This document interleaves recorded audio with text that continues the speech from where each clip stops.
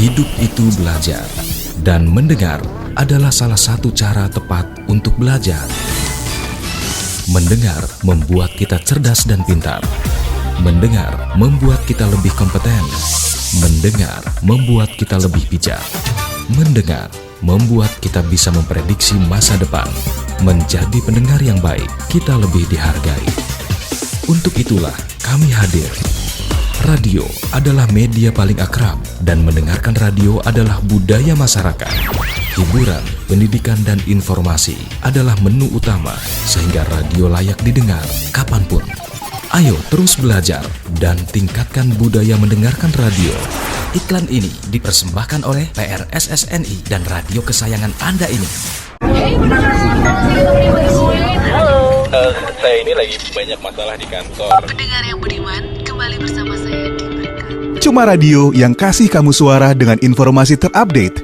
Menurut data Share of Ear, radio menjadi media yang paling dipercaya dan banyak diakses untuk mencari informasi dan musik, sehingga menjadikan radio media yang sangat efektif sebagai sarana hiburan, informasi, dan promosi. Radio, satu suara, berjuta telinga. Pak, nanti kita belok kiri aja ya. Jangan lewat jalan besar. Ditutup katanya. Lagi ada demo. Terus nanti di depan Bapak belok kanan. Soalnya sebelah kiri ada orang rusuh bakar-bakar ban. Bentar dulu nih Kak. Mending kita dengerin dulu nih traffic info di radio. Halo pendengar, kembali ke Traffic Info. Menurut informasi TMC hari ini, jalanan lancar dan isu demo yang menyebar di media sosial ternyata tidak terjadi. Stay tune dan dengerin terus lagu favorit kamu. Lah, kok lancar sih? Padahal tadi pas gue baca di berita online. Makanya Kak, kalau mau tahu berita paling akurat, ya dengerin radio. Beritanya udah pasti akurat lah.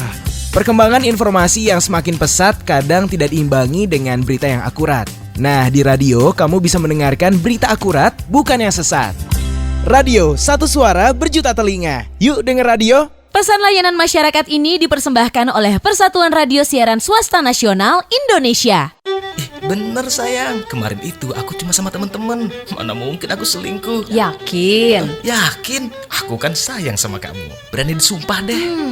Kamu bohong. Hah? Buktinya kamu melirik ke kanan. Emang? Orang bohong bisa dilihat dari matanya. Ketika menjawab pertanyaan kemudian bola matanya melirik ke kiri, kemungkinan dia berkata jujur. Tapi kalau melirik ke kanan, lebih besar kemungkinannya dia berbohong. Karena otak kiri berfungsi sebagai auditory memory, sedangkan otak kanan fungsinya untuk kreativitas. Makanya kalau bola mata kamu ke kiri, kamu sedang berusaha mengingat sesuatu. Sebaliknya, kalau melirik ke kanan, bisa jadi kamu sedang mengarang cerita lain. Karena bagian kreativitasmu sedang bekerja untuk berbohong. Ngerti? Kok kamu tahu sih sayang? Tahu lah, aku kan rajin dengerin radio.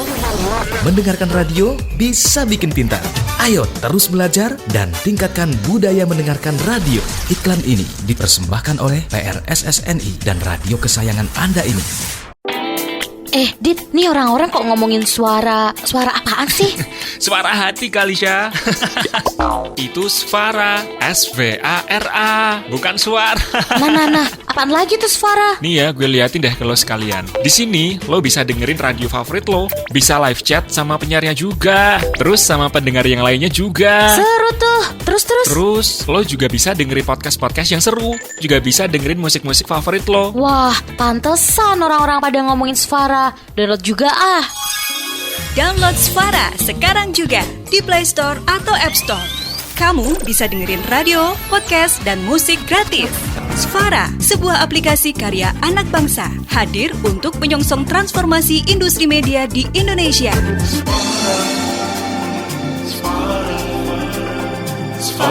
Pesan ini disampaikan oleh PRSSNI dan Svara bekerjasama dengan Menkominfo dan Bekraf.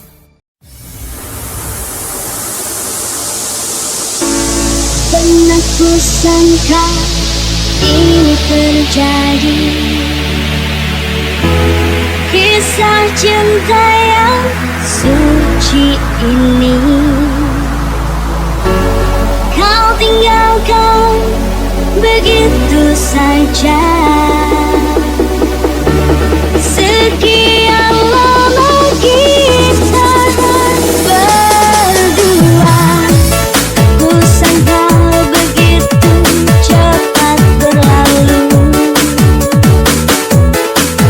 mencari kesombongan.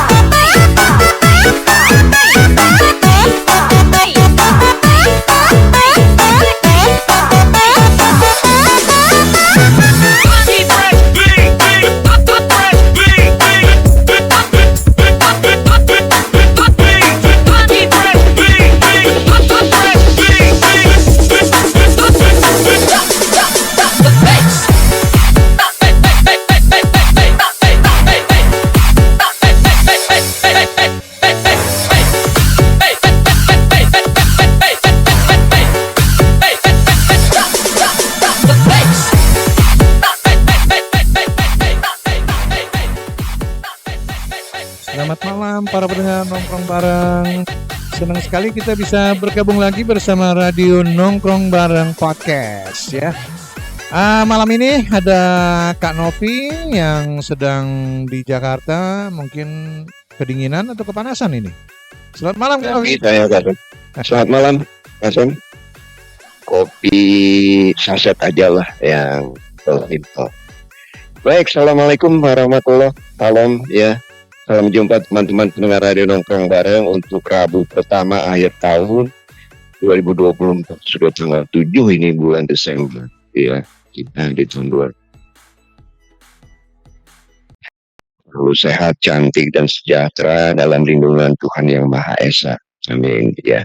Pertemuan yang ditunggu-tunggu talk show kali ini kita kehadiran seorang orang penting ya, Pak Immanuel Ebenezer. Beliau adalah Wakil Menteri Ketenagakerjaan Kemenaker Republik Indonesia. Lalu saya menemukan Kemenaker Trans, zaman itu kan ada transnya, kali ini nggak ada yang ini terusannya. Shalom, selamat malam Pak Immanuel. Selamat malam. Iya, sehat ya Pak. Itu kan. Iya. Kita ini ada di Facebook Pak Immanuel, jadi kita didengar di beberapa negara, misalnya Taiwan, ya, penempatan yang banyak buruh migran Indonesia yang di luar negeri, Pak Immanuel. Sedikit mukadimah info dari saya dan Kak Sam.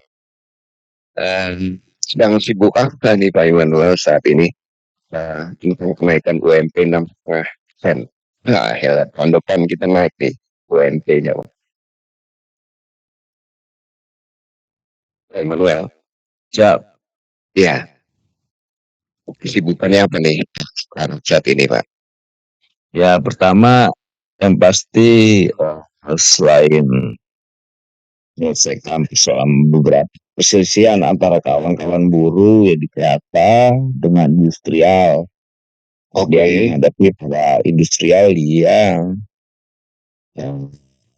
mem-PHK, tidak memberi pesangon dan kewajibannya. Nah ini kita lagi melakukan pengawasan perusahaan yang tidak terdaftar tapi undang-undang kenaikan UMP 6,5%. Jadi banyak sekali lah yang kita kerjakan. Ya, apalagi kita lihat kemarin saya dapat penugasan baru dilantik, kemudian 2 hari kemudian suruh menyelesaikan kasus Ritek. Puji Tuhan ya, mudah-mudahan itu bisa kita selesaikan dengan baik lah. Kasus PKI banyak Ritek lain nih. Maksudnya apa? Artinya perusahaan-perusahaan yang bangkrut itu bagaimana? Mengerikan, dielitkan, bangkrut dan sebagainya. Nah kita lihat ini kan kegiatan itu ada 2. Jadi tidak mampu lagi bersaing, ya. Sama satu lagi memang perusahaannya minta diberikan agar menghindar dari kewajibannya untuk membayar pesangon dan gaji dan lain-lainnya. Nah, saya menghadapi kasus Ritek yang pada umumnya Ritek itu perusahaan yang masih profesional, masih menjalankan kewajiban perusahaan terhadap buruhnya, yang dikaitkan. Tetapi saya tidak mau masuk pada persoalan kuratornya ya, tapi fakta yang kita lihat waktu saya datang ke sana itu yang terlihat bisa dibuktikan. Walaupun saya lihat banyak Ritek yang juga mengalami hal yang sama, kasihan gitu. Ya, perusahaan itu kan menghadapi kadang-kadang ada beberapa buruh lah bisa dibuang beberapa buruh. Nah, dampaknya itu kan mengerikan PHK itu yang sekarang kita hadapi. Lagi dengan industri digital seperti ini, semua pekerjaan itu dimudahkan lewat kerja-kerja basis lain dan sebagainya. Ada lagi nanti AI, artificial intelligence. Jadi kita akan menghadapi transisi kanan dunia baru dan itu bisa ditolak yang mampu beradaptasi dengan situasi seperti itu. Iya, iya, beradaptasi dengan situasi seperti zaman digital seperti ini, harus punya skill seperti itu ya. Menurut Pak Immanuel, keadaan angkatan kerja saat ini apakah sudah update dan berapa persen ya? Ya, yang Karena sudah ini, oke. Nah, ini kan sebetulnya kita lagi bonus demografi ya. Tinggal kita lihat bonus demografi ini akan menjadi peluang atau menjadi persoalan. Kalau kita melihat peluang berarti angkatan tenaga kerja kita itu melebihi. Tinggal kita lihat peluang-peluang apa aja yang bisa kita Iya Pak Immanuel, lanjut Pak. ada juga yang kita hadapi yang namanya PHK ya. PHK ini kan monster yang menakutkan di kawan-kawan pekerja dan buruh. Jadi ya kita pemerintah atau negara sedang coba membuat semacam rumusan atau cara mengantisipasi agar kita mampu sedikit mengurangi dampak masalah ini ya gitu ya. Itu yang coba kita rumuskan. Maka ada beberapa program misalnya kayak program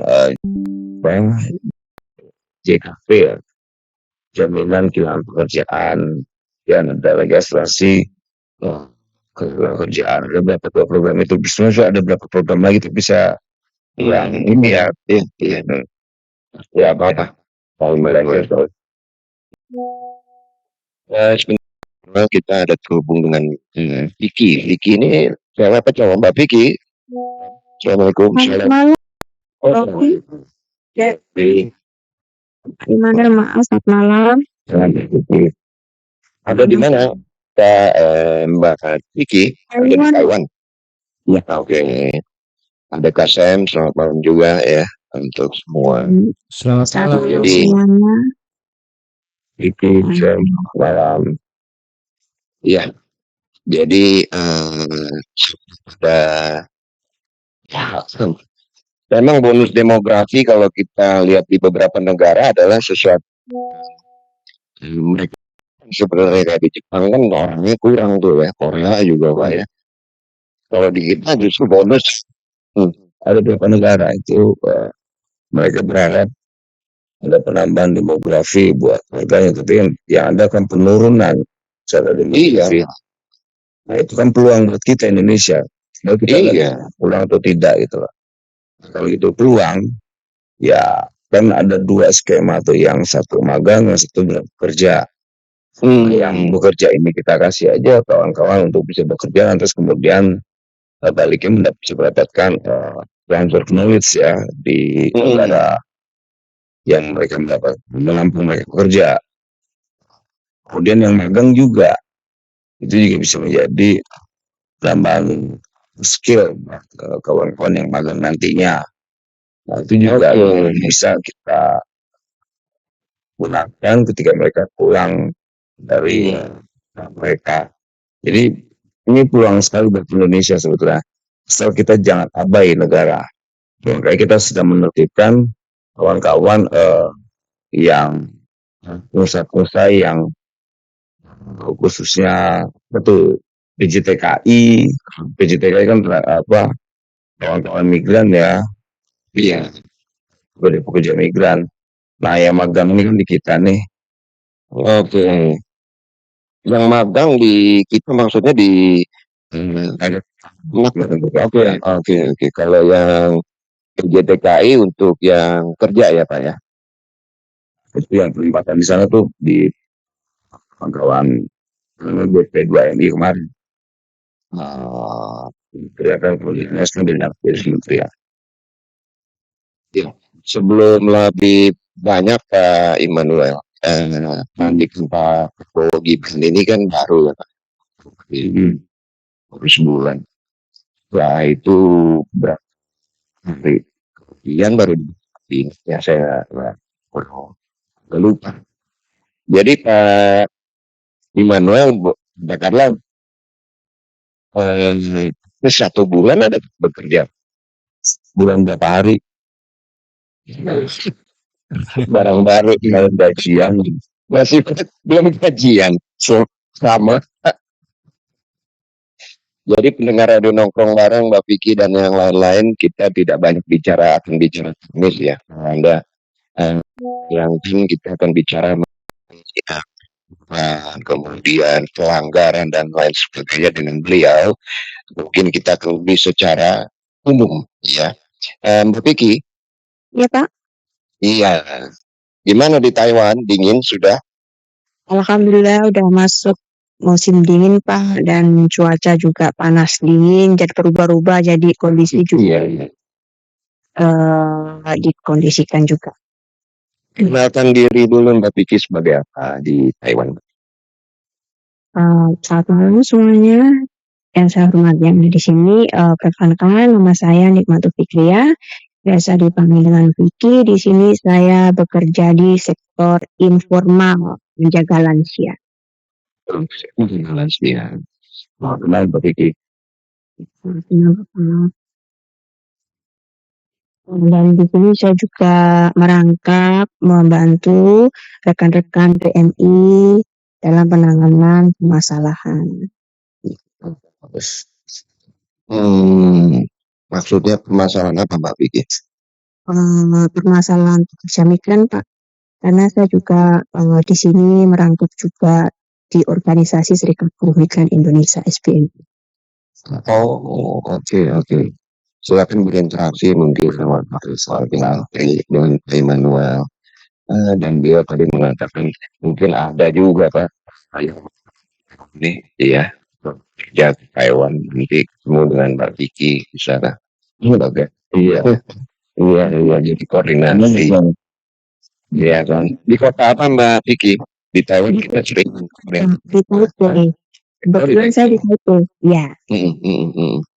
Jadi masalah-masalah tadi lebih spesifik 1 mungkin atau 2 tentang apa Mbak? Itu kenapa gitu? Halo. Putus. Salah pencet dia. Salah pencet. Iya, kita kalau udah rada malam minggu. Iya Mas, kita coba taler berat nih Mas. Pak Immanuel, saya pikir sekitar 15 menit aja kita ke depan akan interaksi Pak Immanuel. Mohon waktunya nih. Iya, sudah. Iya. Untuk mempersingkat waktu Pak Immanuel nggak bisa lama nih. Ke jam 10 waktu di sana. Ya. Di sini jam 9 lebih. Beliau sibuk dan menjaga kesehatan ya. Penting ya Pak ya. Iya. Mbak Vicky. Ya Pak, terima kasih Pak Novi. Sekarang nggak di Taiwan itu kebanyakan itu yang sering terjadi itu overcharging Pak, biaya penempatan yang terlalu banyak, berat itunya, apa namanya, pembebanan biaya penempatan, dan juga banyaknya PHK secara sepihak. Terus untuk sektor informal itu banyaknya untuk rekan-rekan yang baru itu, terkadang kalau kita ke Taiwan itu Pak, belum siap mentalnya, termasuk bahasa, dan juga di saat kita bekerja di sini baru itu yang tidak sanggup ataupun tidak mampu terbiasa dalam kondisi bekerja yang mungkin saat dibayangkan di PT maupun di Indonesia itu tidak seperti yang kenyataannya dilaksanakan di lapangan. Kita minta pindah atau seperti apa itu yang sekarang masih banyaknya, dan kasus-kasus seperti kecelakaan kerja dan juga permasalahan pindah majikan dan permasalahan lainnya itu masih banyak di Taiwan itu. Oke. Dan kalau Immanuel, kalau dari saya mungkin kan kalau di Taiwan nggak ada KJRI ya. Ada di Kantor Dagang Ekonomi Indonesia. antar dagang ya. Oke. Iya. Jadi pelanggaran-pelanggaran, kemudian permasalahan secara umum Pak Immanuel, jika buruh migran apakah diprogramkan untuk sebuah hal-hal seperti ini? Iya.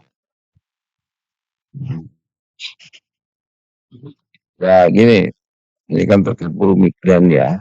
Apalagi kita sedang hubungan politik atau diplomasi kita dengan Taiwan kan, dan berhubungan negara dengan negara.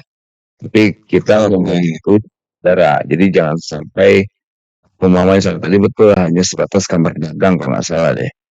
Jadi ya ini soal ini kan kita sangat sensitif ya. Karena apalagi saya ini kan bicara ke suatu negara, jangan sampai nanti penyampaian salah interpretasi oleh negara Republik Tiongkok gitu. Jadi saya sangat hati-hati secara bahasa negara memang harus hadir terkait problem-problem pekerjaan di Taiwan. Apalagi tadi kita ada penambahan apa tuh Mbak? Tadi Mbak Vicky biaya apa Mbak? Biaya penempatan Pak, terutama yang orang itu. Ya ini biaya penempatan, kemudian pindah majikan, kemudian problem-problem misalnya kayak komunikasi. Itu biasanya komunikasi itu ada problem bahasa. Mereka kurang begitu menguasai bahasa Mandarin biasanya. Nah, di Indonesia kan tuh ada BLK. Biasanya BLK itu yang mengedukasi misalnya keberangkatan di sana agar bisa mampu beradaptasi dengan alat-alat atau penggunaan-penggunaan yang basisnya teknologi. Karena kan kita maaf banget misalnya di kampung gitu ya. Kan teknologi kita tidak berbasis teknologi ya, masih hal-hal yang sangat manual dan tradisional. Itu juga akan menjadi problem ya kawan-kawan yang bekerja di sana, misalnya kerja non formal terkecuali yang industrial ya di pabrik-pabrik mungkin yang digunakan cuma repot, memang kerjanya robot ya kan. Jadi ya kawan-kawan seharusnya yang di sana ya kan saya tidak terlalu paham sekali terkait hubungan industrial di sana dengan kawan-kawan buruh, dan ada juga PJTKI di sana gitu. PJ ini sih izin inilah seperti misalnya kayak gini ya, kita pun terkait agensi di sana yang kurang ajar bisa laporan saya. Nah kebetulan kan Kementerian JP2MI kawan saya, jadi ya mungkin bisa dikomunikasikan ke saya. Bisa nomor menterinya atau wamennya saya staf aja, nanti saya kirimkan itu. Itu berupa WhatsApp atau Facebook atau di mana? Immanuel? Apa? Ya nomor yang lain saya juga saya kasih, karena itu privat ya nggak enak saya. Karena semua ada begitu. Ya, jadi bingung juga. Nantilah saya coba carilah. Ini kan kita koordinasi Pak. Iya. Ini wajib lah kita koordinasi, jangan nggak karena warga Indonesia mau 1, 2, 3 atau berapa itu warga Indonesia harus punya perlindungan ya, nggak bisa enggak. Perlindungan. Kita juga itu kan kita belum dimasukkan dalam UU Ketenagakerjaan. Jadi lemahnya kita itu di sini Pak. Oh, begitu ya? Iya. Begitu ya?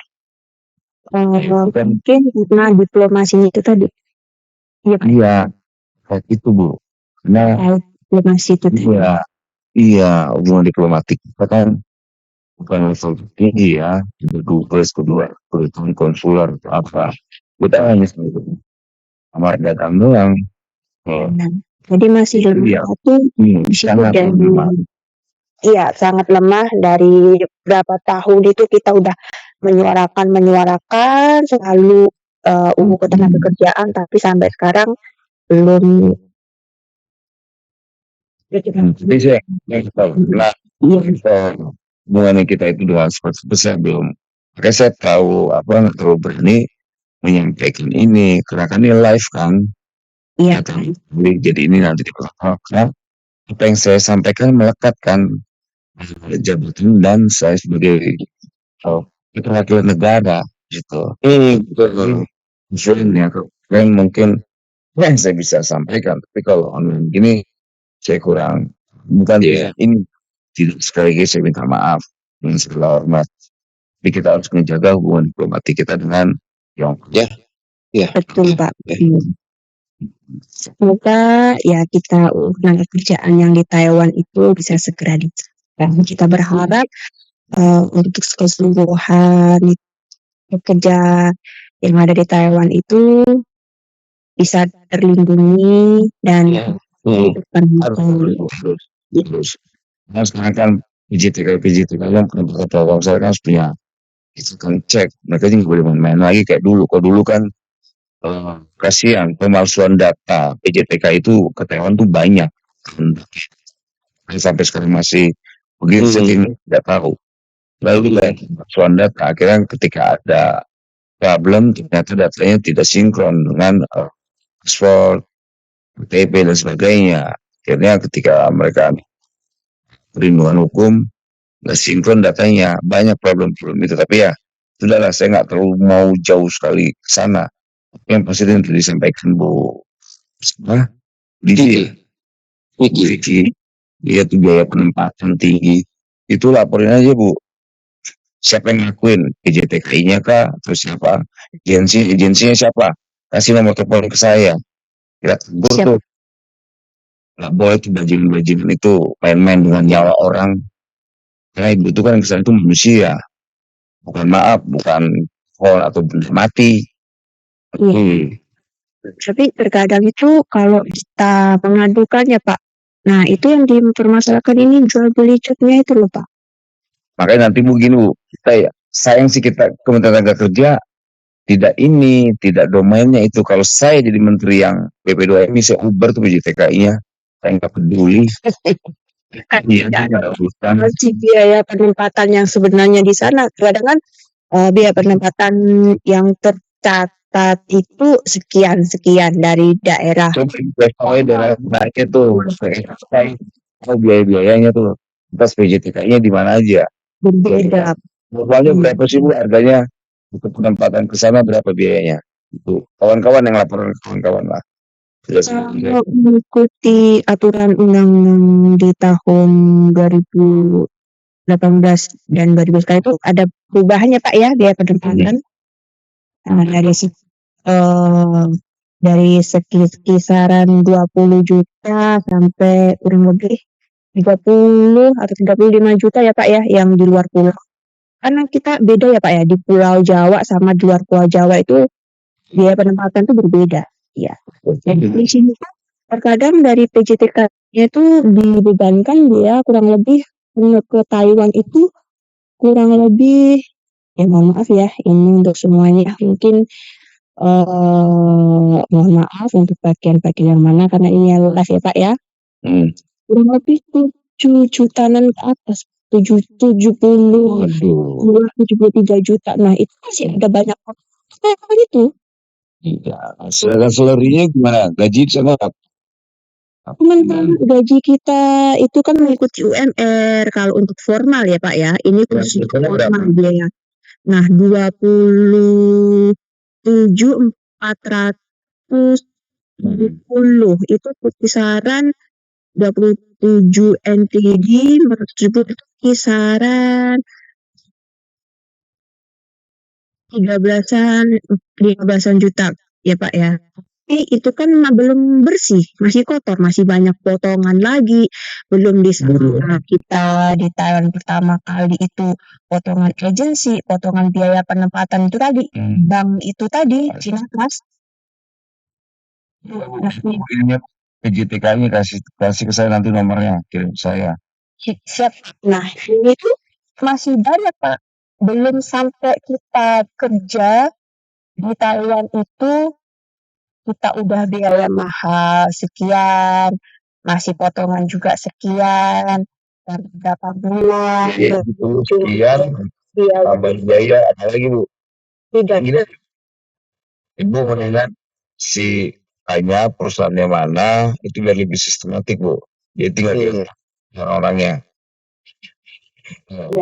Siap. Kan dia mau siapa kayak karena ini tahun ini kayaknya aktivis 98 Bu. Jadi kayak gitu kan tuh udah nggak kaget kita takut ya. Iya. Kita tabrak orang kurang ajar itu. Karena saya belum ya kan adalah nanti kita kaji kita udah nggak ada mana perusahaannya kasih tahu ke saya kita timbang. Yang sudah dikasihkan kalau kita sudah di Taiwannya ini Pak, nanti bekerja 1 bulan atau 2 bulan sampai 3 bulan itu nggak sesuai dengan kriteria kerja di sana, tidak menguasai skill maupun menguasai bahasa, itu kan di PHK. Gitu. Di PHK. Enggak aja kan. Ya sudah lah Bu, gini aja Bu. Ibu jelasin saya, kasih data-datanya problemnya perusahaannya apa. Nanti lewat apa nih yang tadi kan ada komunikasi sama saya tuh kan sebab apa yang kita komunikasi sama saya nih? Ya Pak Novi, Mbak Laili, siap. Maksudnya Mbak nanti ini mau ini. Jadi biar volume itu bisa kita minimal kita sampaikan kementeriannya, kedua kita tangkap orang yang kita perbankan itu yang sembarangan, yang bajingan itu. Saya izin ya. Kasusnya itu menyampaikannya bahwa ini udah ada jual beli job di awal. Tapi kita pengalaman kita tidak ada dengan kawan-kawan pekerjaan dan migran, tapi dia nggak akan bisa menghindar dari tim hukum kita. Udah kita uber, jangan khawatir Bu soal gitu Bu. Iya siap.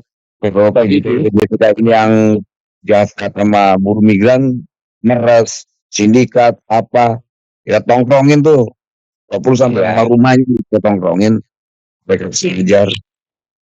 Gitu. Nunggu ya, izin ya.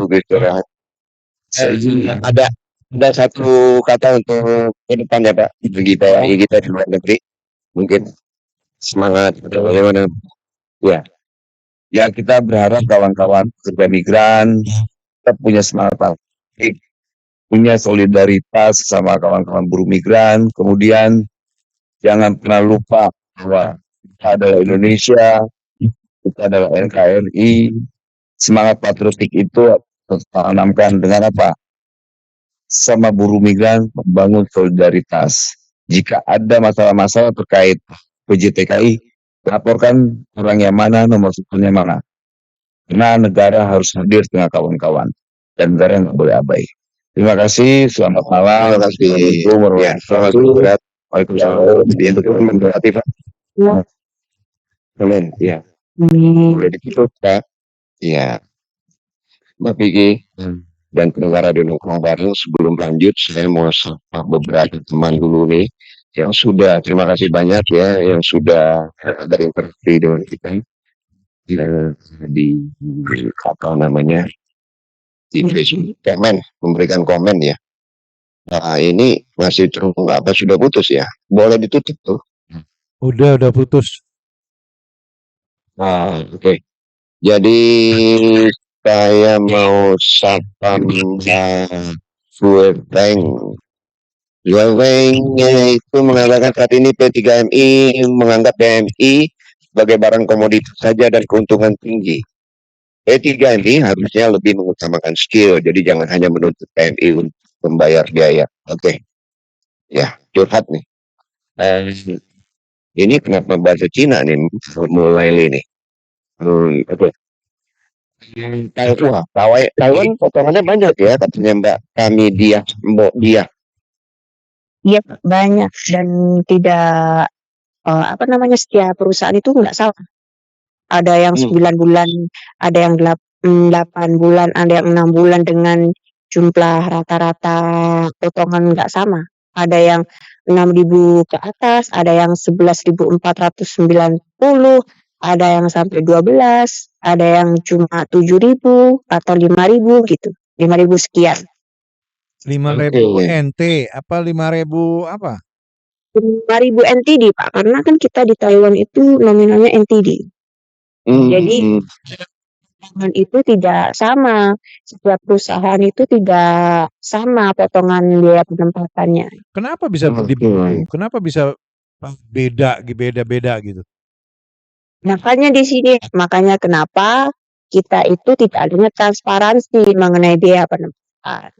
Nah, dari setiap perusahaan itu tidak sama biaya jumlah biaya yang kita keluarkan di setiap PJDKI-nya maupun PTKMI-nya,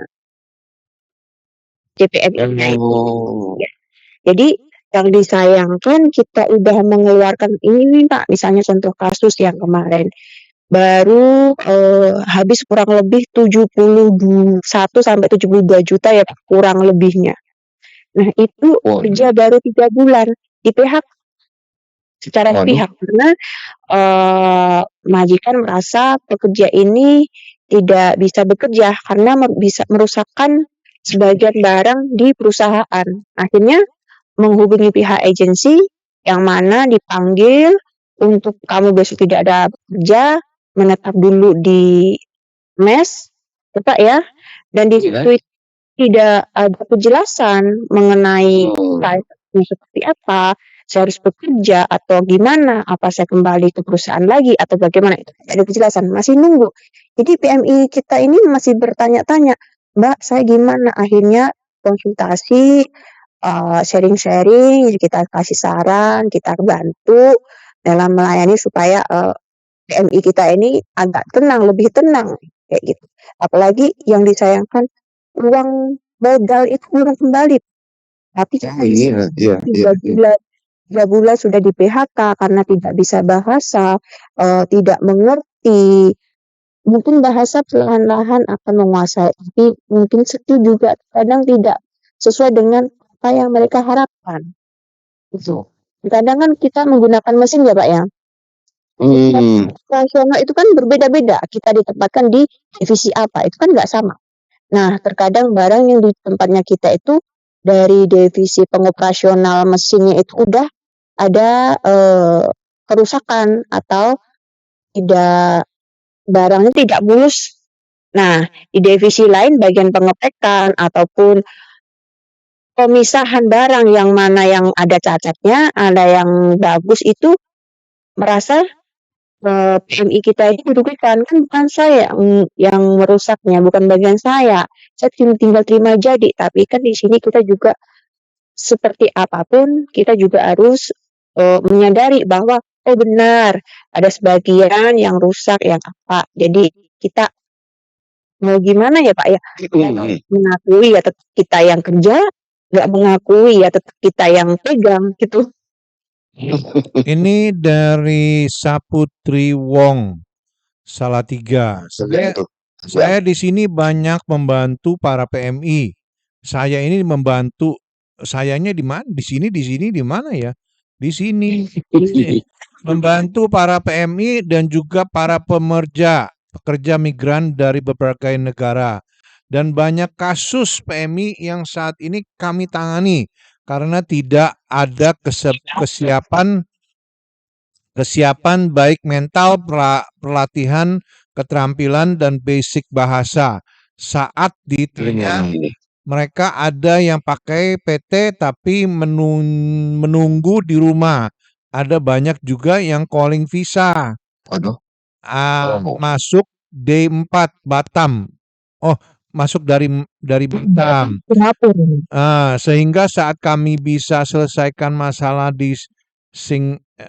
sehingga susah untuk masalah di Indonesia banyak kendala. Ini juga saya melihat kurangnya perhatian pemerintah sehingga bisa dengan mudah dan bebas para PMI masuk lewat Batam.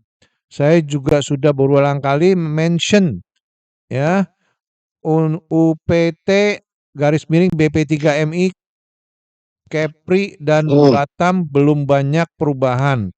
Oh, mungkin udah komplain tapi belum banyak perubahan ini.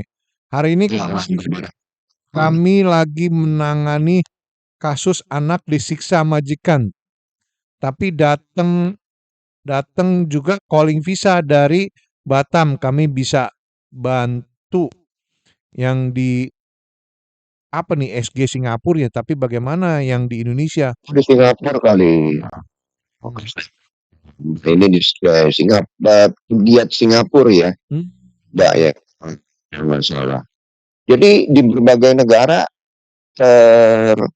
namanya buka sekarang baru terdengar ini masalahannya cukup kompleks ya.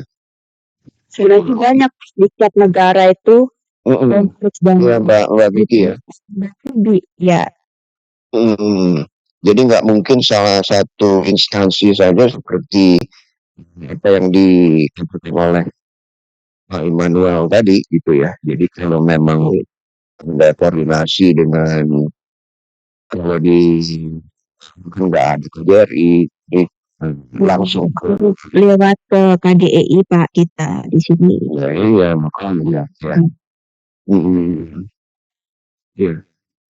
Pendengar radio nongkrong bareng masih bersama Kas. Ya. Sorry Kak Novi, Mbak, ini disalahkan kepada pemerintah atau agen atau anaknya sendiri atau gimana ini? Ya nggak? Yang bagaimana Pak? Masalahnya di mana? Maksudnya dia kan di-terminate atau ini. Oke, kalau mengenai biaya penempatan kan itu mungkin dari agen ya.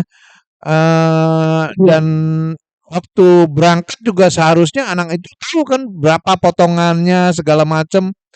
Nah, tahu Pak biaya penempatan itu berapa potongan-potongan. Yang permasalahannya di sini terkadang mereka itu bukan untuk menandatangani kayak seperti pinjaman, sebenarnya kan mereka tidak menggunakan uang itu. Dengan misalkan kalau tidak menandatangannya mereka tidak ada job, tidak bisa terbang. Nah, di sini temannya rekan-rekan kita itu kita tidak menandatangani dokumen itu kita tidak bisa terbang ke Taiwan. Tapi kan dia penempatan, iya Pak, penempatan kan kita dijelaskan sekian, jadi habisnya sampai berapa itu kalau kita masuk PJTK itu kan ada kalau udah dapat job yaitu bayarnya berapa juta, berapa puluh juta, terus nanti masih bisa dicicil saat penerbangan atau bagaimana kayak gitu. Informasi itu di Indonesia, Mbak Vicky. Iya Pak, iya di Indonesia. Karena kan setiap PJTKI tidak sama rata, ada yang kurletnya 50 juta ke atas, ada yang 60 sampai 70, ada juga yang masih bersih 70 sekian juta itu tidak ada potongan biaya kayak gitu. Jadi tergantung Pak. Makanya di sini kenapa tidak adanya transparansi itu tadi, dan mana pekerja kita rekan-rekan kita itu lemah gitu. Itu di Taiwan. Mbak Vicky, Kasem dan pendengar radio nongkrong bareng, ada seorang yang ada di Indonesia yaitu Mbak Bendi Satria. Selamat malam Mbak Ani.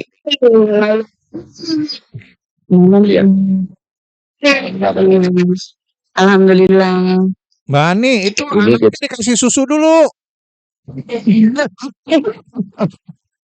Kalau bapaknya mau nyusu itu diam. Kalau anak mau nyusu nangis. Bapaknya nyosor aja kalau bapaknya.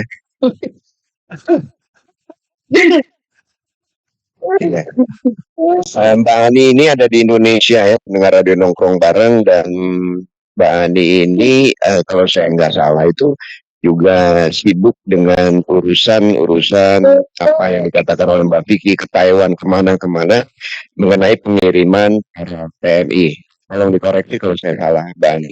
Monggo. Iya benar. Saya lebih ke persiapan bahasa sama kerja.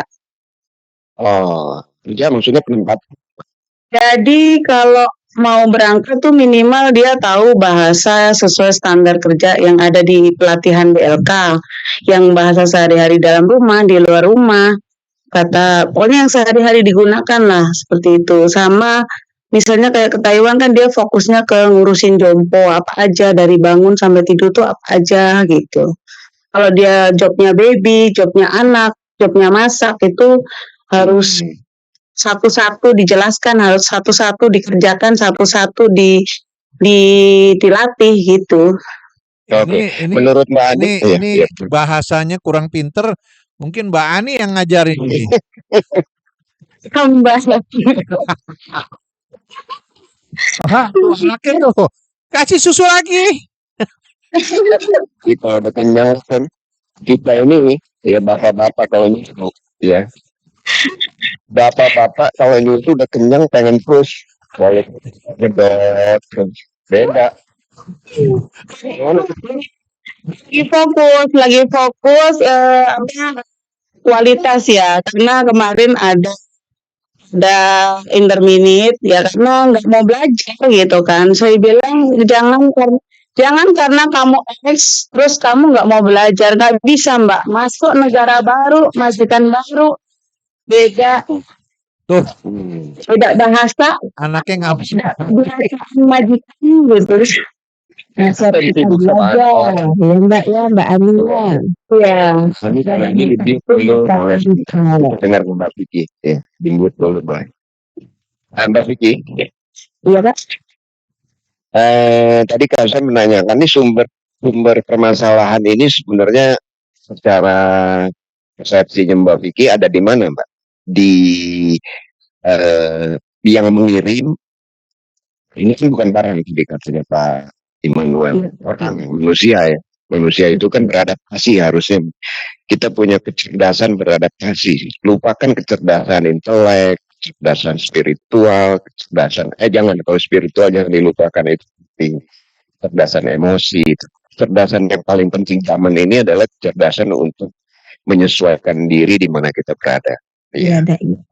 Nah, menurut Mbak Vicky sumber permasalahan ini di mana? Yang ngirim, yang anak, majikan, agensi, atau semuanya, atau kebetulan nasibnya aja? Bagaimana Mbak Vicky? Ya kalau dibilang kebetulan nasibnya itu ya nasib-nasiban ya Pak ya. Nah, tapi di situ kita juga dari awal prosedurnya di PT, entah itu formal atau non formal, itu kan dari PT. Nah, biasanya kan sekarang Mbak Ani yang sampaikan tadi, kalau kita di PJTK itu di penempatan itu pasti ada pelatihan ya, bahasa maupun skill dan lainnya. Nah, di sini tuh terkadang Pak, ada yang benar-benar sudah pintar, ada yang belum siap, belum siap untuk apa namanya? Kerja ya Pak ya, tapi mentalnya utama. Ya, jiwa ya. Betul, mentalnya belum siap, karena kita di setiap pekerja itu kan tidak sama di setiap negara, itu gemblengannya seperti apa kita nggak sama. Lingkungan pun kebiasaan adatnya kan juga nggak sama Pak. Iya. Jadi bahasa, skill, mental itu perlu untuk rekan-rekan kita itu kuasai, dalami lagi gitu.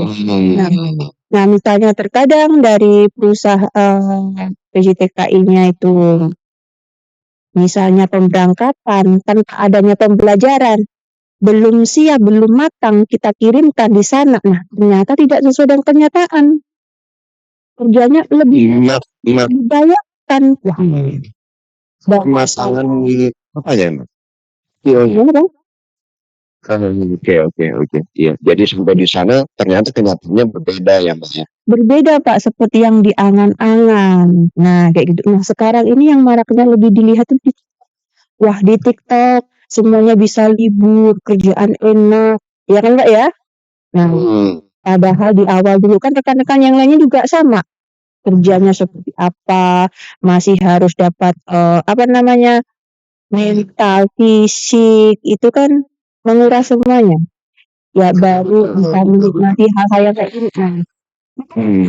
Menjadi pemicu kita Pak. Kita melihat di sosial media, yang mana melihatnya pekerjaannya kayaknya enak ya, gajinya tinggi juga, tapi kenyataan saat di lapangan sendiri kita belum siap. Dan juga terkadang ini Pak ya, di sini jadi manapun itu maju, semuanya sudah bisa, bahasa bisa, skill bisa, apa-apa bisa. Jadi Hmm. terutama kayak di perusahaan-perusahaan atau di kerja caregiver sebagai panti jompo kayak gitu. Itu juga mereka sudah siap mengetahui apa aja yang dikerjakan, termasuk bahasa-bahasa, tulisan-tulisan. Ada sebagian bisa, tapi kebanyakan ya Pak ya, yang di perusahaan itu kan tenaga harus Ada ya. kan harus Iya. gitu. Nah, di sini juga masih banyak. Ada juga agensi-agensi yang mana bukan tidak membantu ya Pak ya. Mereka juga banyak sekali membantu. Tanpa mereka pun juga kita tidak bisa sejauh ini. Ya kan Pak ya. Mau dibilang nggak membantu, dibilang membantu ya kadang nggak membantu karena apa? Biasanya jadi permasalahan bukan kita ada penyelesaian, terkadang ya udahlah kamu nggak bisa kerja, pulang aja pilihannya. Karena apa? Biasanya kan kalau kita di sini di PHK sepihak, terkadang kan rekan-rekan kita ini kamu nggak bisa kerja ini aja, nggak usah, nggak ada yang mau lagi tuh kerja atau majikan yang mempekerjakan kamu, mendingan kamu pulang aja deh. Nah, sementara iya rekan-rekan kan belum siap lah, modal belum balik, belum siap juga, terkadang masih memikirkan pihak keluarga, baru berangkat berapa bulan di sini di Taiwan, tidak sanggup dengan kondisi di sini, kangen anak, kangen suami, kangen rumah karena beban yang didapat itu tadi, tekanan-tekanan itu tadi. Iya, iya. Nah, Mbak Vicky, iya. Mbak Vicky sudah berapa lama nih di Taiwan? Untuk kontrak terakhir ini 12 tahun. Banyak 12 tahun. Ya. Berarti udah bisa bahasa Mandarin. Kalau saya bilang Gewo Yi Zui, bisa gue nida. 什么意思？我听不懂。可以请 Udah. Saya nggak nyerah. Ya, saya cuma tahu itu aja. Mbak Vicky, Mbak Ani, ya. Tadi yang disalahkan, ya nggak ada yang disalahkan, kita mencari kesalahan. Tapi mentalnya kena di mental, Mbak. Dari pengalaman sebagai seorang tenaga kerja Indonesia yang ke luar negeri, bagaimana mengenai mental, Mbak, ngurusnya? Setiap hari itu kan ada pelatihan. Misalnya misalnya mau berangkat tanggal 12, kita harus paham betul job kamu apa. Nah, job kamu apa, jaga apa, neneknya sehat apa sakit, usianya berapa. Nah, nanti kamu ngurusnya dari bangun sampai tidur apa aja gitu kan. Itu bahasanya yang sehari-hari dipakai udah bisa belum. Seperti itu sih yang keseharian itu. Terus kemudian masak. Jadi kalau kamu masak untuk jompo, biasanya paginya kamu kasihkan apa, siangnya apa, malamnya apa. Untuk bikin menu 1 minggu itu dibikin, tulis di catat. Nanti kalau dia berangkat, nanti kita minta dia untuk komunikasi. Jadi pendampingan masa adaptasi. Jadi nyampe sana, kalau misalnya di bawah 6 bulan, kalau bisa masih masa adaptasi komunikasi sama PT. Kalau misalnya awal ada masalah apa, disampaikan. Jadi jangan nunggu masalahnya numpuk, udah di interminate, baru komunikasi udah susah diperbaiki gitu loh, dari awal. Gitu. Ada masalah sedikit dari awal harus ngomong, jangan nggak ngomong gitu. Jadi kalau masih sedikit, kita masih bisa bantu luruskan. Tapi kalau udah terlalu besar, persoalannya biasanya agak susah kita bantunya gitu kan. Mbak Ani, dia mengirim Taiwan kapan? Ada nggak mengirim? Bulan Desember. Oh, oke. Iya. Mbak Vicky, Iya. jadi saya kalau mendengar apa yang disampaikan Mbak Ani, rasa-rasanya ya, kedengarannya cukup loh Mbak. Karena tidak semua LPK, tidak semua PT. Cewek nih, Mbak Ani. Oh iya, maaf. Iya, tidak semua LPK, tidak semua PT itu mau benar-benar mempersiapkan anak ini siap untuk bahasa, siap untuk tidak semua. Sampai anak beradaptasi tidak semua mau mendampingi itu, tidak semua. Tidak banyak yang mau. Seperti yang di awal tadi saya sampaikan, tidak semua PJTKI ataupun LBK itu menempatkan tempat, Pak. Ada ini contoh salah satu perusahaan ya, saya tutup aja, salah satu perusahaan di Jakarta. Nah, di sana ini tanpa adanya apa, Pak? Pembelajaran. Skill pun nggak ada, bahas pun nggak ada, tapi ada disampaikan kalau kita mengikuti kegiatan. Nah, gitu. Ini enggak ya? Iya ada. Seharusnya ini kan termotivasi, Pak. Nah, biasanya maaf Pak. Biasanya kita harus lihat dari awal. Dari awal apakah anak ini non, apakah anak ini X. Biasanya itu kan beda-beda pelatihannya kayak gitu kan. Iya. Kenyataan kan meskipun X meskipun non, itu kan ada pelatihan meskipun semuanya kalau terutama X kan ya cuma lebih meluaskan atau lebih mendalam saja. Itu nggak ada pelatihan sama sekali. Oh, nggak sama ya, nggak ada Iya, standarisasi ya. di sini terkadang itu. Seharusnya tuh ada loh ya, karena kan dibutuhkan seperti BLK gitu kan. Betul sekali. Makanya di sini sebenarnya kalau mau dikasuskan juga bisa, tapi kan di sini kita juga lemah juga terkadang. Sebenarnya tuh bisa dari BP3 kalau anak mau berangkat itu kan ada OPP di BP3 TKI ya. Makanya sebenarnya di situ loh. Ketika mau berangkat kan pasti OPP dulu. Nah, seharusnya di OPP itu harus ada pengetesan bahasa, pengetesan kerja. Nah, setidaknya untuk menunjukkan contoh sedikit itu bisa kelihatan loh. Anak itu benar-benar belajar, benar-benar dia ada latihan loh. Ya, betul. Karena kan di sini juga sama begini Mbak Ani karena makanya saya bilang harusnya BP3 tuh ada kayak tempat tes bahasa, tempat tes latihan tahun 2013, 2012 itu kan ada tes ya Pak, yang tes bahasa. Kita sampai semisalnya tes bahasa itu tidak lolos, masih mengikuti lagi. Meskipun kita dikejar dengan visa kita harus berangkat sekarang atau mengajukan kita untuk segera berangkat bekerja ke negara penempatan, itu kalau belum bisa lolos belum bisa diterbangkan. Dulu kan seperti itu di tahun 2009, 2013 ke atas gitu. Tidak semua PT, tidak semua LPK gitu loh. Tidak benar-benar memperhatikan satu persatu anak yang mau berangkat itu tidak semua mendampingi juga gitu. Ada bisnis duit ya. Padahal masa bilang agak gimana? Enggak, yang jelas. Yang penting duit ya, puluhan juta. Yang penting. Sebenarnya yang penting itu kan bahasanya pas dia mau berangkat, terus bagaimana dia bekerja sesuai dengan jobnya sebelum berangkat, sama kesiapan anak ini. Dan lebih bagus lagi anaknya itu berkomunikasi selama masa adaptasi 6 bulan. Nah ini penting gitu. Tapi Mbak nanti ya yang sering saya tangani ini Mbak di lapangan itu, di saat pekerja kita atau rekan kita PMI di sini mendapat masalah, bukan malah mendapatkan pendampingan atau dukungan ya, tapi malah dapat omelan. Nah, di sini kadang itu mental mereka, saya di sini dapat masalah, terus nanti dari PT sendiri saya dibilang seperti ini, kali ditakut-takutin, terus di agensi juga seperti ini, bingung. Nah, kalau di Taiwan kan ada layanan hotline ya 1955.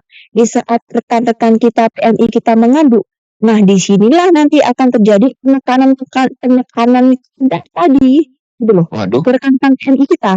Oh kamu udah pinter ya, segini udah lapor ya, ini kayak gitu. Makanya terkadang itu kasihan gitu melihat rekan-rekan kita itu, iya Pak?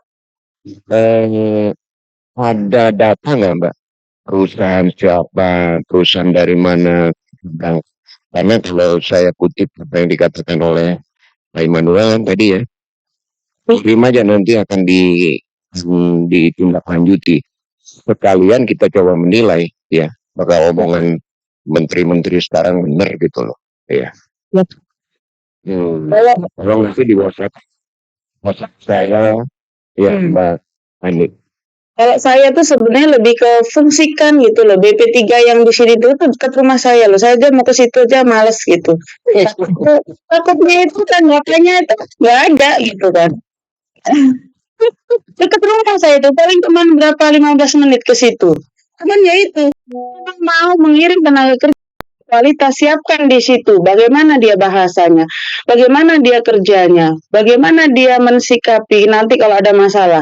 Nah, di sana perwakilannya juga harus seperti itu, open. Kalau misalnya ada persoalan yang diselesaikan gitu loh. Iya. Ini tuh Mbak Ani ini belum tahu ya dulu ya Mbak ya. bukan. Mbak Ani ini dulu Ani dulu itu di Taiwan, coba pernah main Tahun udah lama, tahun 2000 sampai 2007 dan dari dulu sampai sekarang tuh udah di PT ya 24 tahun di PT. Soalnya ya saya lebih fokusnya bahasa ya, saya skill itu yang Mbak Ani. ya. Pembekalan untuk rekan-rekan yang P3MI ya Pak ya. Iya Mbak. Iya, sekarang itu kalau mau tahu ya paling kalau mau berangkat kan pasti OPP. Nah, di situ aja di tes gitu. Butuh berapa hari? Kan kalau yang pinter banget tuh sehari juga kok nanya bahasanya tuh berapa menit juga bisa kelihatan kok kalau orang ini bisa dan mampu. Kalau memang LPK-nya itu benar-benar melatih, harusnya tuh kelihatan gitu. Nah, ini siap apa tidak gitu. Tadi Mbak Ani mengatakan yang dekat rumah apa? BP apa? BP2. Ya, ini BP3 TKI. Kalau misalnya mau terbang kan OPP dulu di situ. Kemudian penempatan di situ. Dulu kantor BP2MI kan di MT Haryono. Kalau yang di sini tuh yang di perwakilan Jakarta yang dekat rumah ini yang untuk OPP. Oh. Yang untuk ya orientasi pra penempatan. Jadi kalau mau dapat KTKLN kan di situ. Ini aja kita lagi apa siap-siap nih tahun baru, takutnya nanti peraturan baru lagi, menterinya baru lagi. Kayak gitu kan. Biasanya begitu. Iya, kita kan jadi pusing.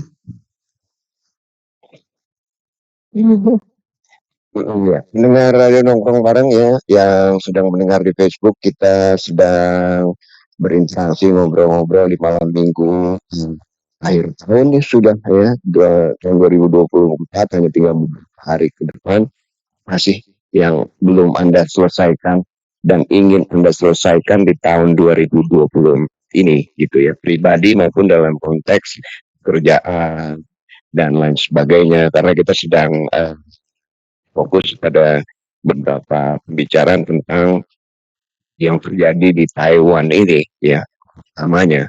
Semua negara Pak, semua negara. Semua negara. Ada perbedaan di Hong Kong mungkin Mbak Ani, artinya di Hong Kong itu dilindungi juga oleh Hong Kong ya, mungkin nanti ada yang di semuanya punya kelebihan dan kekurangannya masing-masing. Sebenarnya semuanya itu hampir sama. Pasti ada kesulitannya, ada kemudahannya juga. Pasti itu ada jalannya sebenarnya. Tinggal mau apa tidak gitu loh. Dari yang berkompeten, yang semua yang berkaitan dengan persoalan ini gitu loh. Ya, pengennya sih 2025 itu memberangkatkan calon tenaga kerja yang lebih berkualitas. Kalau perlu pendidikan 6 bulan, kalau perlu setahun, gitu kan. Karena orang itu beda-beda Pak, ada yang nangkepnya cepat. Kayak saya misalnya ngajar 11 hari, dia udah siap. Kalau untuk perkenalan diri, tanya jawab, interview, udah siap. Ada orang yang udah berbulan-bulan nggak siap, gitu kan. Kalau nggak bener-bener private belajarnya gitu. Kalau yang masih muda 11 hari udah bisa dia dicarikan majikan. Tapi kalau yang kadang-kadang yang sudah faktor kadang penangkapannya lambat. Iya. Mbak Vicky ada tambahan. Itu tadi banyak sekali yang negatif, ya. Yang positif itu pernah kelihatan nggak di Taiwan ya dalam tanda kutip? Iya, pulang Kita juga sebelum lanjut ada Mbak Ratih ya dari Union United Worker ya, Domestic Worker. Ya, saya sedang bertanya. Selamat malam, assalamualaikum Mbak Ratih. Waalaikumsalam, Kak. Sebentar Mbak Ratih ya, ada Mbak Vicky, ada Mbak Ani di sini. Dan monggo Mbak Vicky, apa yang positif apa mereka pulang karena ada jadi pebisnis atau apa gitu ya?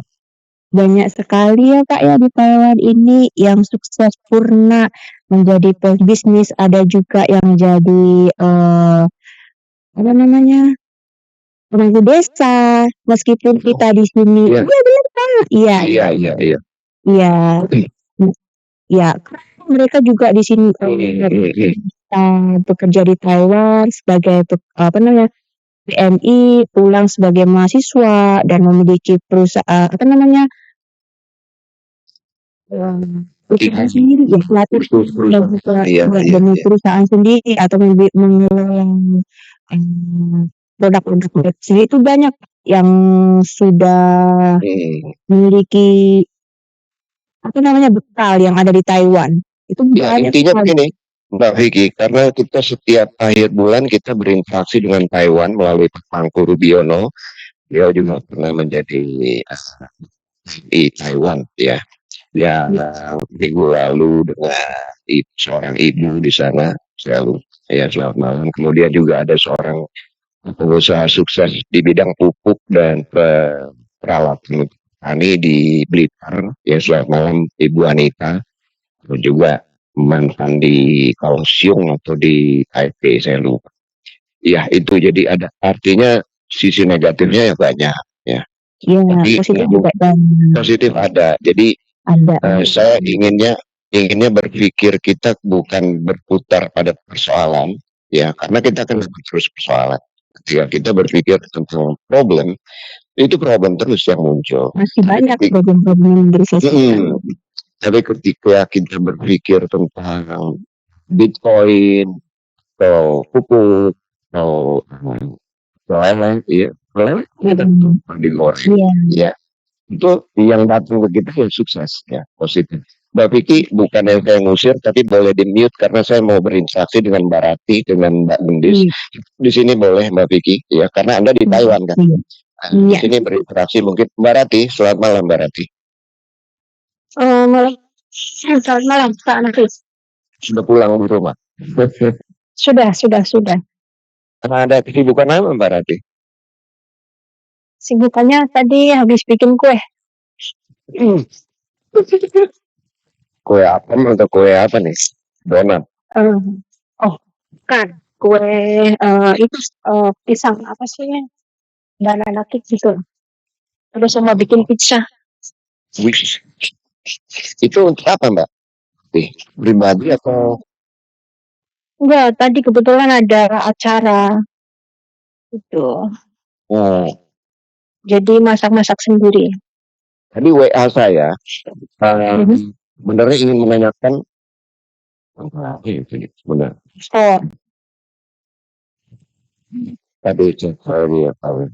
Oke. Bapak Wakil Menteri itu ya, Pak Immanuel. Tentang paspor maksudnya apa Pak? Mbak? Paspor kan kayaknya minggu lalu ya, saya lupa itu soalnya sempat baca gitu di page-nya BB2MI soal paspor yang dikhususkan PMI gitu loh. Jadi ada ditempel gitu untuk pencegahan dan prosedural gitu loh. Tapi di sini bagi saya, menurut saya ya, dengan adanya paspor yang dibedakan katakanlah gitu, ini diskriminasi dong gitu kan. Diskriminasi, dan paspor ini kan sebetulnya semuanya itu sama, kegunaannya juga sama. Justru yang harus diperbaiki itu adalah birokrasi yang di Indonesia juga di Indonesia ini juga masih banyak yang namanya calo-calo gitu. Justru calo-calo ini juga yang harus diberantas gitu, bukan justru dengan cara membedakan paspor untuk PNI kayak gitu. Menurut saya ya, karena dan kalau dilihat sekarang ini justru dari calo, sponsor itu yang lebih banyak memiliki informasi bekerja ke luar negeri atau informasi penting lainnya, bukan justru dari lembaga pemerintah itu sendiri gitu loh. Karena banyak sekali dari BP3MI ataupun dari UPT segala macam kayak gitu. Menurut saya itu kurang aktif melakukan sosialisasi di tempat-tempat yang menjadi lumbung PMI gitu. Justru si calon PMI ini dan keluarganya itu lebih banyak mendapatkan informasi dari calo dan sponsor gitu loh. Harusnya kan hal-hal seperti ini yang harus diperbaiki, bukan justru malah hal-hal yang enggak mudah, tapi kan itu urusannya imigrasi gitu. Iya, iya. Iya. Iya, iya, iya benar gitu. Tidak perlu lah merah malah kelihatan banget gitu kan. Ya itu makanya gitu. Ya, Informasi dari. bandara sebenarnya keluar masuk udah bagus, udah nggak ada calo udah bagus. Kenapa harus ada karpet merah? Malah jadi kelihatan mencolok. Kalau paspor kan sebenarnya ya iya sama aja gitu kan. Yang penting dia sudah ada rekomnya, dia udah bisa paspor gitu, nggak ada masalah sebenarnya. Kalau memang mau pemerintah itu kerjasama dengan masyarakat, ya tinggal terjun aja orang tiap tiap daerah itu ada perwakilan BP3-nya. Untuk apa kantornya gitu loh. Tiap daerah Dan perwakilan berarti. Bagaimana tuh? ada BP3MI-nya juga kan. Selain itu ada LTSA. Lalu apa nih tujuannya LTSA ini? Harusnya ini dong, ayo dong kembangkan nih, manfaatkan LTSA-nya ini gitu loh. LTSA gitu kan ada ya, udah ada imigrasinya, udah ada yang bagian buat informasi kayak untuk cari job kayak gitu, tinggal dibikin aja dan harus dibagi nih. Misalkan 3 staf yang bertugas aktif melakukan sosialisasi ke daerah-daerah yang menjadi lumbung PMI. Kemudian beberapa staf yang aktif di kantor untuk memberikan pengetahuan ataupun informasi bagi calon PMI yang ingin bekerja ke luar negeri. Bukan justru LTSA itu didominasi oleh PT dan sponsor juga calo. Sekarang itu jujur banyak yang seperti itu gitu loh. Oh, oke. Ya, memanfaatkan peluang ya dengan adanya kondisi banyak pengangguran dan ya. Mengerikan juga ya. sebenarnya itu kalau calon kerja itu Pak, yang penting itu apakah memang benar dia jalan terakhir kerja ke luar negeri, apakah sudah nggak ada pilihan lain? Karena rata-rata yang namanya apalagi sudah menikah ya, itu kalau punya balita, aduh, pasti dia harus ninggalin anaknya. Kepada siapa dia bisa menitipkan dan mempercayakan anaknya? Ini loh yang paling sebenarnya paling harus diperhatikan juga gitu. Saya selalu kayak gitu. Saya selalu tanya, usia anak kamu yang kecil usianya berapa? Siapa yang menjaga? Karena kamu kerja 2 tahun itu bukan sebentar loh, lama. Kalau misalnya terjadi anaknya sakit, kenapa-napa, misalnya kan siapa yang akan menyelesaikan masalah? Ini yang biasa saya selalu tanya ke mereka itu. Iya, sama Mbak Rati ini kan anaknya umur berapa Mbak sekarang di kampung Mbak? Hah? Saya Iya. saya baru Iya.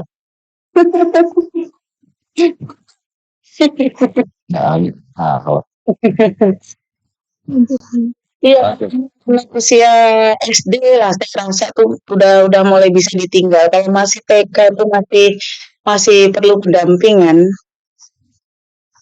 Iya. Betul sekali. Iya, ini pengorbanan Superwoman memang ini dan Sama anak itu nggak gampang. iya, Superwoman karena mental tadi. Dan Mbak Rati tadi mengatakan mengenai apa sih namanya adanya ini ada berinformasi dari mana Mbak Rati? Karena yang lalu kita siaran nggak menyinggung masalah ini. Oh iya, saya lupa itu. Lupa. Oh, iya. Nggak lupa tuh nggak ingat memang. Ya. Iya. Betul. Sebenarnya kalau mau ngorak-ngorak soal kayak gitu, iya banyak juga sih hal-hal yang seharusnya di Indonesia itu yang masih banyak butuh perbaikan gitu loh. Coba deh fokuskan dulu gitu loh, mana sih yang mau diperbaiki dulu gitu loh. Cari permasalahannya, kendalanya di mana, oh adanya masalah ini, itu sebetulnya kendalanya di mana sih, apa sih yang menyebabkan hal ini terjadi seperti ini gitu. Itu gitu loh, harus terbalik menyelesaikan kayak gitu. Jangan hal-hal yang sudah ada ranahnya orang lain, pihak lain, lembaga lain, ngapain juga mau ikut gitu loh. Jangan gitu lah. Sebenarnya mereka tuh harus terjun langsung gitu, terjun langsung bagaimana calon pekerja ini awal proses tuh bagaimana gitu, itu yang harus diperhatikan. Tadi kita berinteraksi dengan Pak Immanuel memang menyinggung masalah itu ya. Jadi karena beliau belum sebulan, gajian juga belum sebagai wakil menteri, jadi belum banyak menguasai ya Pak Immanuel mengenai hal itu. Namun demikian, perhatian apa yang dikatakan oleh Mbak Ani tadi itu dan Mbak Ratih tadi, kalau benang kusut kan kita kusutnya di mana nih gitu ya, kita urai permasalahannya, lalu fokus selesaikan dari awal proses. Iya. Oke. Contoh tadi yang misalnya bermasalah di Singapura, mau dia lewat jalur apapun, kalau dia bermasalah, dia punya agensi kok, dia punya PT, bisa tetap diselesaikan itu sebenarnya. Baik, kalau begitu Mbak Vicky, saya ingin suaranya sedikit tentang ke depannya mau ngapain Mbak? Pribadi Mbak? Mbak Vicky? Iya Pak. Di Taiwan, iya. Kita sudah mendekati closing ya. Mungkin dari Taiwan nih, kalau dari Hong Kong sudah rame ya Mbak Ani di yang lain di Facebook pendengar kita. Iya, namanya kita kerja itu kepentingan apa? Gitu. Ada impian yang ingin dicapai, beli sawah berapa hektar, kalau dari materi ya. Tapi saya pikir kemenangan batin nomor satu, Mbak. Banjir. Pribadi Pak, apa semuanya Pak? Pribadi boleh, semuanya boleh. Bebas kita mah malam minggu begini. Berharap kita itu tenaga kerjaan itu terutama ya Pak ya, kita bisa disahkan dan harapannya itu kedepannya perubahan-perubahan itu lebih diperbaharui dan lebih baik lagi, yang itu memang sudah bagus, lebih ditingkatkan lagi. Nah harapan kita kedepannya itu semuanya untuk rekan-rekan yang di sini semuanya itu mentalnya juga perlu disiapkan, terutama fisik, keadaan juga perlu diperhatikan juga karena kita nggak tahu ya Pak ya. Iya, betul. Ya, karena kita nggak tahu seperti apa kitanya nanti ke depannya itu. 12 tahun berangkat mau pulang Mbak Vicky? Pensiun? Belum ada pemikiran Pak. Baik. Karena udah betah dan juga ya betah ya, berharap aja ada kesempatan bisa berkumpul dengan keluarga silaturahmi gitu. Iya itu. Ada waktu untuk cuci sekitar sedikit berapa bulan, berapa minggu. Karena itu majikan kalau cuti ke Indonesia tuh agak sensitif, takut nggak balik. Terima kasih Mbak Vicky, ya selamat malam. Istirahat boleh ditutup, ya. Mbak Ani, apa yang mau disampaikan Mbak? 2025 ya, kalau misalkan yang ditekan sih menteri baru, peraturan baru.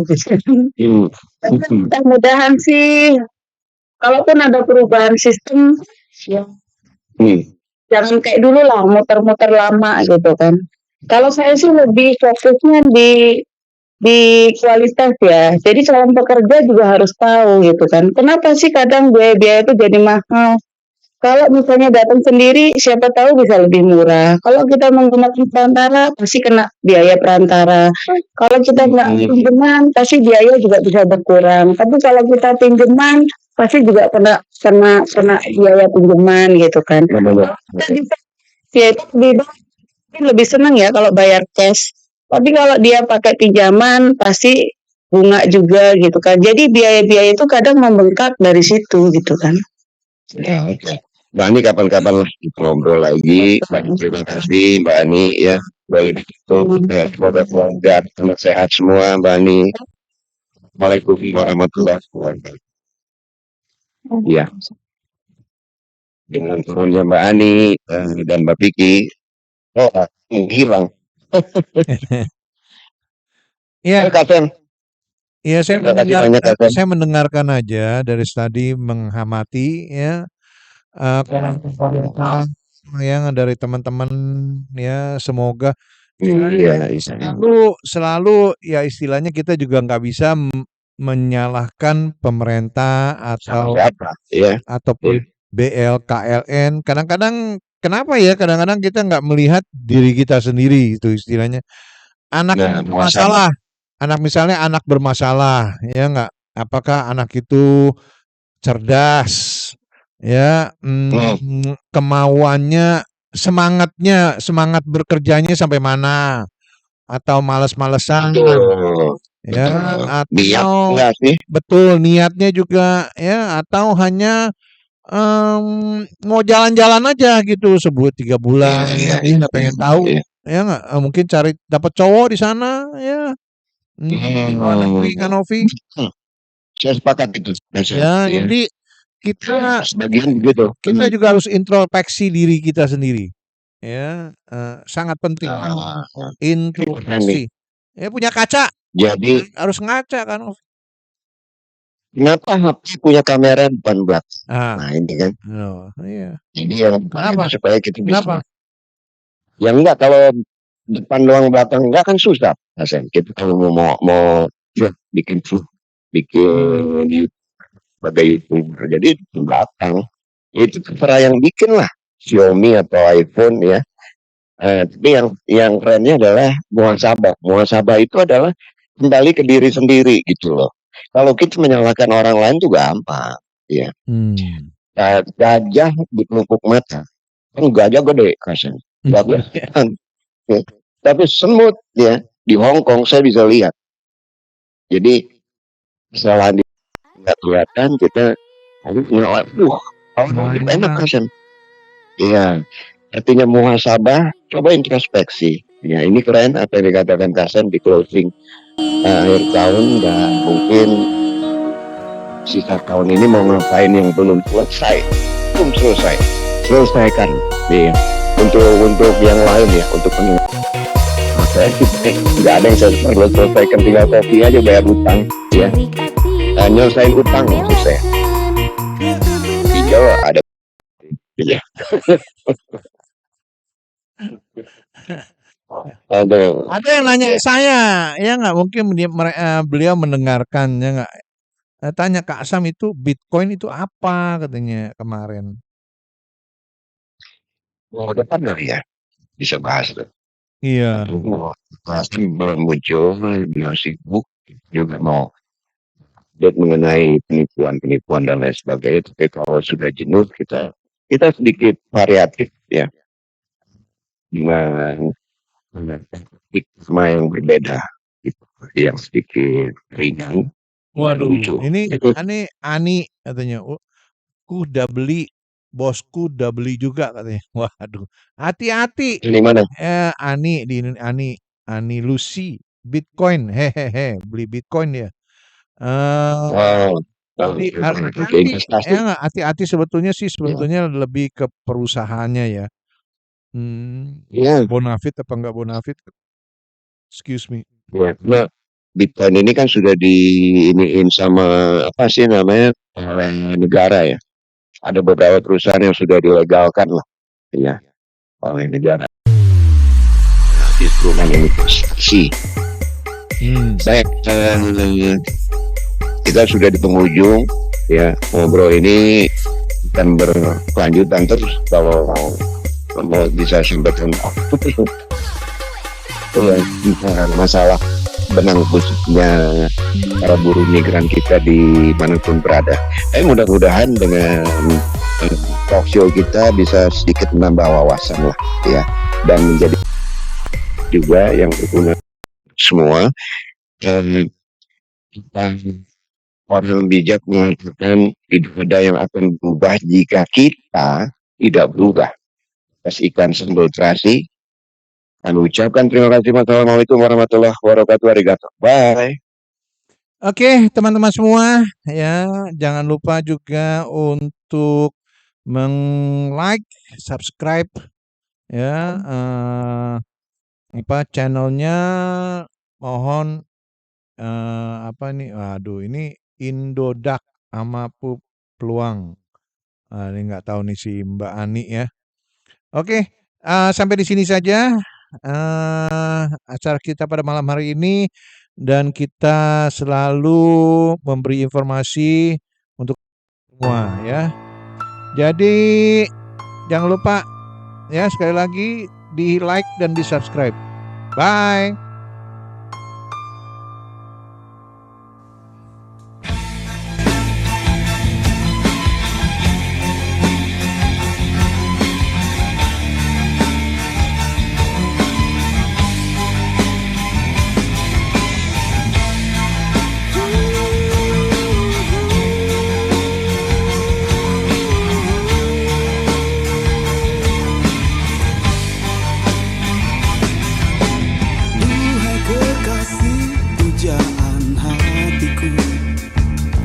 Dapatkah kau memberiku satu arti, sedikit rasa yang bisa ku mengerti, bukan sumpah atau janji. Buktikanlah bila kau ada cinta, setulus hatimu bisa menerima sebatas kejujuran yang kau miliki, bukan sekadar bersama. Jujurlah padaku bila kau tak lagi cinta, tinggalkanlah aku bila tak mungkin bersama. Jauhi diriku, lupakanlah aku.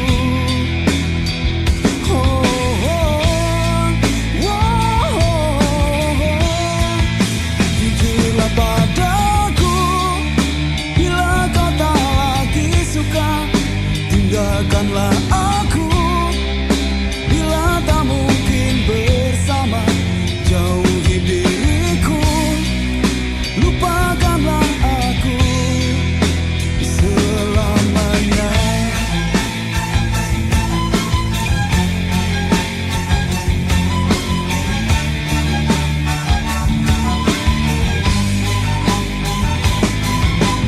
Buktikanlah bila kau ada cinta,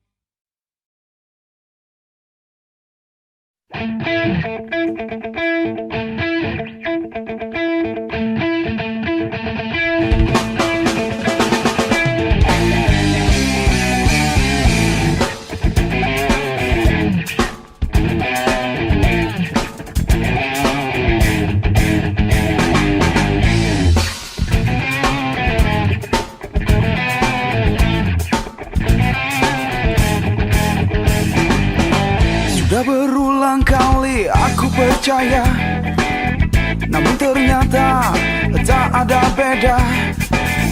Kau anggap mudah yang menurutku salah, hingga aku menyangka diri ini bagaikan tak berarti di matamu.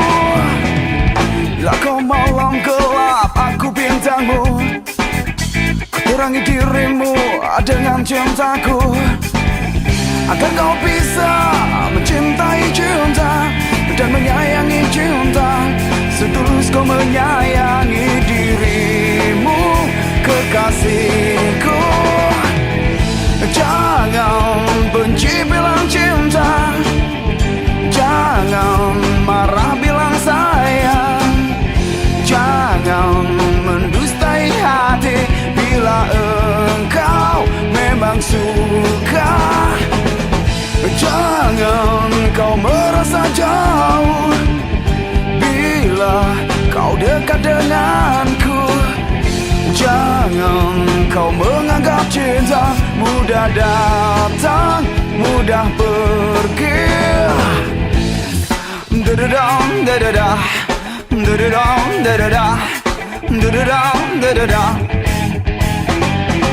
Bila kau malam gelap, aku bintangmu, terangi dirimu dengan cintaku, agar kau bisa mencintai cinta dan menyayangi cinta setulus kau menyayangi dirimu, kekasihku.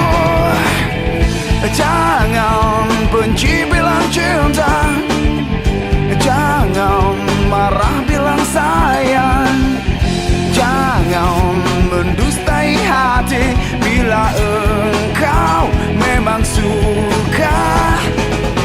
Jangan kau merasa jauh bila kau dekat denganku. Jangan kau menganggap cinta mudah datang, mudah pergi.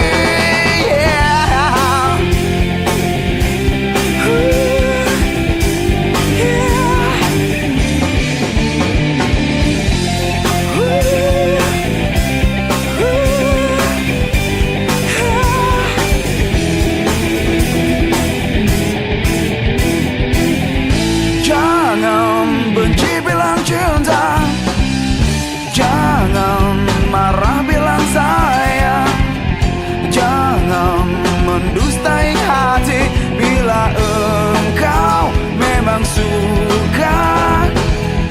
Jangan kau merasa jauh bila kau dekat denganku. Jangan kau menganggap cinta mudah datang, mudah pergi.